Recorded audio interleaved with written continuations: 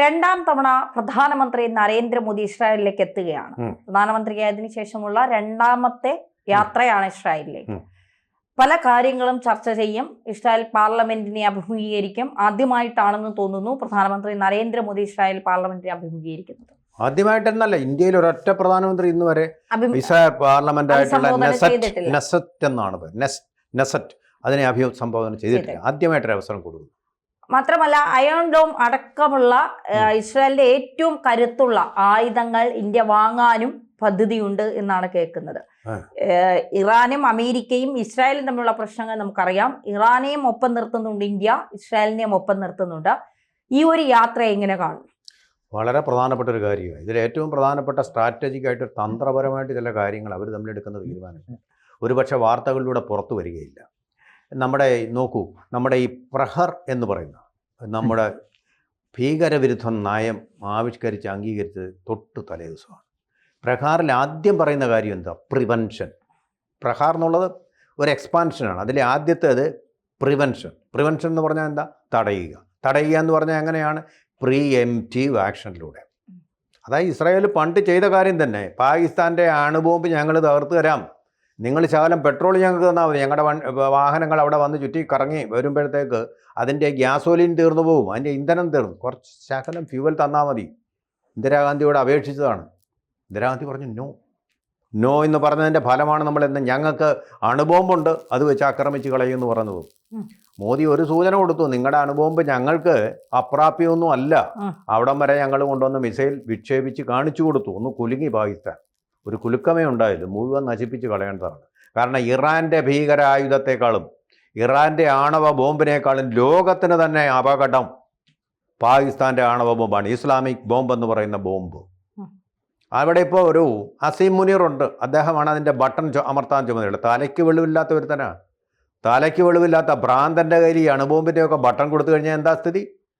പണ്ട് രാജാവിനെ സേവിക്കാൻ വേണ്ടി ഒരു കുരങ്ങനെ വെച്ചതുപോലെ ആവും, വാളും പിടിച്ചുകൊണ്ട് ഈച്ച മുഖത്ത് വന്നിരുന്നപ്പോൾ ഈച്ച വെട്ടാൻ നോക്കി കിട്ടുന്നില്ല. അവസാനം ഈച്ച വന്ന് നെഞ്ചത്തിരുന്നപ്പോൾ രാജാവിൻ്റെ നെഞ്ച് വെട്ടി രണ്ടാക്കി നെഞ്ച് വിളർന്നു ആ കുരങ്ങൻ്റെ കൈ. അതുപോലെയാണ് ഉത്തരവാദിത്തമില്ലാത്ത ഇതുപോലുള്ള ആൾക്കാരെയൊക്കെ വെച്ച് കഴിഞ്ഞിട്ട് അവരുടെ സ്വതന്ത്ര പരമാധികാര റിപ്പബ്ലിക് എന്ന് പറഞ്ഞിട്ട് കാര്യമില്ല. നാളെ ഈ ആരെങ്കിലും വന്ന് ഈ ബോംബ് ഇങ്ങോട്ട് ഇന്ത്യക്ക് നേരെ വായിച്ചു കഴിഞ്ഞാൽ തലയ്ക്ക് വെളിവുള്ള ഒരു രാഷ്ട്രമല്ലത്. അത് തന്നെയല്ല ഒരു തെമ്മാടി രാഷ്ട്രവും കൂടാണ്, ഏറ്റവും അപകടകരമായിട്ടുള്ളത്. അതില്ലാതാക്കുക എന്നുള്ള ഇസ്രായേൽ വേണമെങ്കിൽ ചെയ്യാൻ കരുത്തുള്ള ഒരു രാജ്യം ഇപ്പം ഇന്ന് ലോകത്ത് ഇസ്രായേലാണ്. ആ രാജ്യത്തിൻ്റെ സംഘാതം നമുക്ക് ആവശ്യമാണ്. ഇതിടയ്ക്കിടയ്ക്ക് ഞങ്ങൾക്ക് ആറ്റം ബോംബുണ്ടെന്നും പറഞ്ഞ് കാണിച്ച് പേടിപ്പിക്കേണ്ട കാര്യമില്ലല്ലോ. അപ്പോൾ എന്നാൽ ഞങ്ങൾ കൈകാര്യം ചെയ്യും, നിങ്ങളിങ്ങനെ അയക്കുന്നതിന് മുമ്പേ നിൻ്റെ ആപ്പീസ് ഞങ്ങൾ കൂട്ടും എന്നുള്ളൊരു സന്ദേശം കൊടുത്തേ പറ്റൂ. കാരണം വേദം വെട്ടാൻ വരുന്ന പോത്തിൻ്റെ അടുത്ത് വേദം ഓതുക എന്ന് പറയുന്നത് നിഷ്ഫലമായിട്ടുള്ളൊരു പ്രവൃത്തിയാണ്. അത് ഇന്ത്യ തിരിച്ചറിഞ്ഞിട്ടുണ്ട്. 0 ടോളറൻസ് ആണ്. അതാണ് ഈ പ്രഹറിൻ്റെ ഉദ്ദേശം. ഈ പ്രഹറിന് നമുക്ക് ചങ്ങാത്തം കൂടാൻ പറ്റിയ ഏറ്റവും വിശ്വസിക്കാവുന്ന രാഷ്ട്രവും ഇസ്രായേലാണ്. നമ്മൾ അവരെ അംഗീകരിച്ചില്ല. നമ്മൾ ചൈനയ്ക്ക് സെക്യൂരിറ്റി കൗൺസിലിൽ അംഗീകാരം കൊടുക്കണമെന്നൊക്കെ നെഹ്റു പറഞ്ഞു, വാങ്ങിച്ചു കൊടുത്തു കഴിഞ്ഞാണ് അവർ ഇന്ത്യക്ക് നേരെ യുദ്ധം ചെയ്ത് 38,000 സ്ക്വയർ കിലോമീറ്റർ അടിച്ചുകൊണ്ട് പോയത്. നമ്മളെന്താ പഞ്ചശീലെന്നും പറഞ്ഞ് ചൗവല്ലായിയുമായിട്ട് പഞ്ചശീല തത്വങ്ങളൊക്കെ അംഗീകരിച്ച് കഴിഞ്ഞിട്ട് അതിന് ശേഷമാണ് ഇതെല്ലാം സംഭവിച്ചത്. മനസ്സിലായില്ലേ? നമ്മൾ അവരെ സ്നേഹിച്ചിട്ട് നമ്മൾ ഒരിക്കലെങ്കിലും ഇന്ത്യക്ക് സെക്യൂരിറ്റി കൗൺസിലിൽ പ്രവേശനം കൊടുക്കുമെന്ന് ചൈന പറഞ്ഞിട്ടുണ്ടോ ഇന്ന് വരെ? ഇസ്രായേൽ പറയുന്നുണ്ട്. ഇസ്രായേൽ എന്നും നമ്മളോടൊപ്പം നിൽക്കുന്നുണ്ട്. അവരെ നമ്മൾ എതിർത്തപ്പോഴും ഇന്ത്യയോടൊപ്പം തന്നെ ഇന്ത്യയെ സ്നേഹിക്കുന്നു. എന്താ ബെഞ്ചമിൻ നെതന്യാഹു പറഞ്ഞത്? ഞങ്ങൾ വരവേൽക്കാനായിട്ട് കാത്തിരിക്കുകയാണെങ്കിൽ ഞങ്ങളുടെ നാട്ടുകാരെ, നമ്മുടെ നരേന്ദ്രമോദി എന്ന് പറയുന്ന ഇസ്രായേലി ജനതയുടെ ജൂതന്മാരുടെ ഏറ്റവും വലിയ ഹീറോ ആണ്. ലോകത്തിൽ ഏറ്റവും കൂടുതൽ പീഡനങ്ങൾക്ക് വിധേയരായിട്ടുള്ള ഒരു ജനതയുടെ, ഹിറ്റ്ലറുടെ മാത്രമല്ല യൂറോപ്യൻ രാജ്യങ്ങൾ ആകമാനം വളഞ്ഞിട്ട് ആക്രമിച്ച ഒരു വിഭാഗം ജനങ്ങളാണ് ജൂതന്മാർ. എല്ലാവരുടെ കയ്യിൽ നിന്നും ആടിയേറ്റ് ഗതിയില്ലാതെ വന്നു. ആ ജൂതന്മാർ വന്നപ്പോഴാണ് ഇരു കൈകളും നീട്ടി സ്വീകരിച്ച ഒരു രാജ്യമാണ് ഇന്ത്യ. അങ്ങനെയാണ് ഈ കൊച്ചിയിൽ നമ്മളിരുന്ന് സംസാരിക്കുന്ന ഈ കൊച്ചിയിലെ ജൂയിഷ് സിനഗോഗൊക്കെ ഉണ്ടായിട്ടുള്ളത്. അവരുടെ പൗരന്മാരെ മുഴുവൻ അവർ സ്നേഹത്തോടു കൂടി ഇസ്രായേലിൽ നല്ല നിലയിലാക്കി. ഇപ്പോഴും നമ്മുടെ നാട്ടിൽ നിന്ന് ഗതികെട്ട ആൾക്കാരെ അവിടെ കെയർമാരായിട്ട് വെച്ച് നല്ല ശമ്പളം കൊടുത്ത് നല്ല രീതിയിൽ മാന്യമായിട്ട് അവിടെ പെരുമാറുന്നു.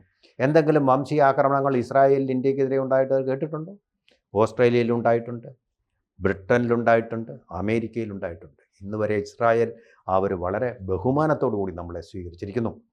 അങ്ങനെയുള്ള രാഷ്ട്രത്തിൻ്റെ സൗഹൃദം ഞങ്ങൾ നഷ്ടപ്പെടുത്തേണ്ടതുണ്ടോ? ഇടതുപക്ഷത്തിൻ്റെ മുദ്രാവാക്യം ഇസ്രായേൽ എന്ന് പറയുന്ന അപകടകാരിയാണ് എന്ന് പറയുന്നതുകൊണ്ട് നമ്മൾ നഷ്ടപ്പെടുത്തി കഴിയുന്നത് നമുക്കാണ് നഷ്ടം. അതിൻ്റെ പേര് നമുക്കാണ് അതിൻ്റെ നഷ്ടം. ഈ ഇടതുപക്ഷത്തിനെ പേടിച്ചാണ് ഇന്ദിരാഗാന്ധി പണ്ട് ഇസ്ലാമിക് ബോംബ് തകർക്കാനുള്ള അവസരം വളരെ മോശമായിട്ട് ക്രൂരമായിട്ട് തകർത്ത് കളഞ്ഞത്. മനസ്സിലായില്ലേ? ആ സൗഹൃദം വീണ്ടെടുക്കുകയാണ്. 9 വർഷത്തിനിടയിൽ 2ാമത്തെ സന്ദർശനം. ഇന്ത്യയിൽ ഒരൊറ്റ പ്രധാനമന്ത്രി അധികം പോവാൻ ഇസ്രായേൽ എന്ന് പറയുന്നത് വേണ്ട അത് വലതുപക്ഷം ആണ്, അത് വേണ്ട മുസ്ലിം രാജ്യങ്ങൾ വെറുക്കും എന്ന് പറഞ്ഞ് പേടിച്ചിരിക്കുകയായിരുന്നു. ഇതാ ഇപ്പം നരേന്ദ്രമോദി പോകുന്നു, ചങ്കൂറ്റത്തോടു കൂടി നെഞ്ചു വിരിച്ചുകൊണ്ട് തന്നെ പോകുന്നു. എന്താ കുഴപ്പം? നമ്മളോട് സൗഹാർദ്ദം കാണിക്കുന്ന രാജ്യത്തിനോട് നമ്മൾ സൗഹാർദ്ദം കാണിക്കണ്ടേ? മറ്റുള്ളവർക്ക് വണക്കം വേണമെന്ന് പറഞ്ഞ് നമ്മൾ പോകാതിരിക്കേണ്ട കാര്യം എന്തെന്നാ? പോവാണോ? എന്താ നീ എന്താന്ന് വെച്ചാൽ ചെയ്യടാ എന്ന് പറയുക. ഇതുകൊണ്ട് 2 കാര്യങ്ങൾ. ഇസ്രായേലിനെ ഏറ്റവും കൂടുതൽ സ്നേഹിക്കുന്ന ഒരു രാജ്യം, ഇസ്രായേലിനെ പ്രൊട്ടക്റ്റ് ചെയ്യുന്നതുമായിട്ടുള്ള ഒരു രാജ്യം എന്ന് പറഞ്ഞാൽ അമേരിക്കയാണ്. ഡൊണാൾഡ് ട്രംപ് ഇതോടുകൂടി പത്തി മടക്കും. ഒന്നാമത്തെ കാര്യം ഡൊണാൾഡ് ട്രംപിന് ഇന്ത്യയോട് പ്രത്യേക ഒരു വിശ്വാസവും സ്നേഹവും ഇതിൻ്റെ ഫലമായിട്ട് വരാൻ സാധ്യതയാണ് ഇനി പറയുന്നത്. 2ാമത്തെ കാര്യം, ഇസ്രായേലിനോടൊപ്പം നിന്ന് കഴിയുമ്പോൾ അറബ് രാഷ്ട്രങ്ങൾക്കാകമാണ് ഇന്ത്യയോട് ഒരു ബഹുമാനം പേടിയും വരും. കാരണം അവരും ഈ ഇസ്രായേലുമായിട്ട് പിണങ്ങിപ്പോയി കഴിഞ്ഞാൽ കുഴപ്പമാണെന്ന് മനസ്സിലാക്കിയ രാഷ്ട്രങ്ങൾ. പാകിസ്ഥാൻ ഭയക്കും. കാരണം ഇസ്രായേലിൻ്റെ അയൺ ഡോം നമ്മൾ വാങ്ങാൻ പോവുകയാണ്. ഇവന് ജന്മത്തെ എന്തയച്ചു കഴിഞ്ഞാലും ഇങ്ങോട്ട് വരത്തില്ല. അവൻ്റെ ബോംബ് ഇങ്ങോട്ട് അയച്ചു കഴിഞ്ഞാലും ഇങ്ങോട്ട് വരാത്ത രീതിയിൽ തകർക്കത്തക്ക ഒരു ടെക്നോളജിയുമായിട്ടായിരിക്കും അയൺ ഡോം ഇന്ത്യയിലേക്ക്. പാകിസ്ഥാൻ്റെ ഭീഷണിയെ തകർക്കാൻ വേണ്ടി തന്നെയാണ് ഇസ്രായേലിലേക്ക്, സംശയമൊന്നുമില്ല. പരസ്യമായിട്ട് പറയുന്നില്ലെങ്കിൽ അത് തകർക്കുക തന്നെ ചെയ്യും. പാകിസ്ഥാൻ ഇനിമേൽ ഇന്ത്യക്ക് ഇനി വരുന്ന തലമുറകൾക്ക് ഒരു ഭീഷണിയാവാൻ പാടില്ല. നെഹ്റുവിയൻ ഗവൺമെൻറ്റിനെ നെഹ്റുവിയൻ കാലത്തെ ഏറ്റവും വലിയ മണ്ടത്തരങ്ങൾ കൊണ്ട് നമുക്കൊരു ഭീഷണിയായി തീർന്ന, ഒരു പക്ഷേ അതിനു മുമ്പത്തെ തെറ്റായ തീരുമാനങ്ങൾ കൊണ്ട് നമുക്കൊരു ഭീഷണി, നമ്മുടെ ജനതയ്ക്കൊരു ഭീഷണിയായിട്ട് തീർന്ന പാകിസ്ഥാനെ ഒരു ഭീഷണി അല്ലാതാക്കുക എന്നുള്ളത് തന്നെയാണ് ഇതിൻ്റെ പിന്നിലെ ചേതോ വികാരം. പിന്നെ വേറൊരു പ്രധാനപ്പെട്ട മിഷനും കൂടെ നടത്തുമെന്ന് ഞാൻ വിശ്വസിക്കുന്നു.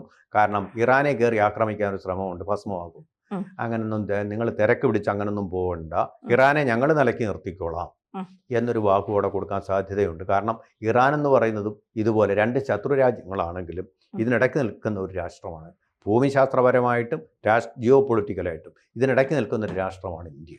അപ്പം നിങ്ങൾ തമ്മിൽ അടിച്ചു പിരിയാൻ പാടില്ല. അത്ര ആവേശമൊന്നും കാണിക്കേണ്ട ഇറാനെ നശിപ്പിക്കാൻ വേണ്ടിയിട്ട്. ഇറാൻ നിങ്ങളെ ആക്രമിക്കാതെ ഞങ്ങൾ നോക്കിയാൽ അതിന് കഴിവുള്ള ഒരേ ഒരു നേതാവെന്ന് പറയുന്നത് ഇന്ന് നരേന്ദ്രമോദിയാണ്. ഇന്ത്യയെ അവഗണിച്ചുകൊണ്ട് ഇറാനും പോകാൻ പറ്റത്തില്ല, ഇസ്രായേലിനും പോകാൻ പറ്റില്ല, ലോകത്തൊരു രാജ്യത്തിനും ഇത് പോകാൻ പറ്റില്ല, അമേരിക്കയ്ക്കും പറ്റില്ല. ആ നിലയിലായിട്ടുണ്ട് ഇന്ത്യ. അതാർക്കും തടയാനും പറ്റുകയില്ല. അപ്പോൾ നോക്കൂ, 8% ആണ് വളർച്ചാ നിരക്ക്. 7.3 നേരത്തെ പറഞ്ഞത്, അതിപ്പോൾ 8% ഉയർന്നിരിക്കുക. ഈ അജയ്യമായിട്ടുള്ള ഒരു വളർച്ചയാണ് ഇന്ത്യ കയ്യിരുന്നത്. അത് കണ്ടുകൊണ്ടാണ് ഈ രാഹുൽ ഗാന്ധിയൊക്കെ കുരയ്ക്കുകയും ഷർട്ടൂരി കളയുകയും ഇമാതിരിയുള്ള ഭ്രാന്തുകളൊക്കെ കാണിക്കും. ഇപ്പോൾ പറയുന്നത് കേട്ടോ, അടുത്ത തവണ ഇനി പാർലമെൻറ്റിൽ വരുമ്പോൾ പാൻറ്റൂരിക്കൊണ്ടുള്ള പ്രകടനം കാഴ്ചവെക്കാൻ പോവുകയാണ്. നല്ലതാ, അത് കാണിക്കണ്ടേ, അവൻ്റെ ആ കുടുംബ മഹിമ അവൻ കാണിക്കണ്ടേ. അതേപോലുള്ള തമ്മാടിത്തരങ്ങൾക്കിടയിൽ ഒരു ധ്രുവ നക്ഷത്രം പോലെ നിൽക്കുകയാണ് ഇന്ത്യയുടെ രാഷ്ട്രീയ വികാസത്തിൽ മാത്രമല്ല ലോകത്തിൻ്റെ ജിയോ പൊളിറ്റിക്സിലും നരേന്ദ്രമോദി എന്ന് പറയുന്ന പ്രതിഭാസം തന്നെയാണ്. കൂടുതൽ വാർത്തകളും വിശേഷങ്ങളും നിങ്ങളിലേക്ക് എത്താൻ ABC മലയാളം സബ്സ്ക്രൈബ് ചെയ്യുക, ബെൽ ബട്ടണും അമർത്തുക.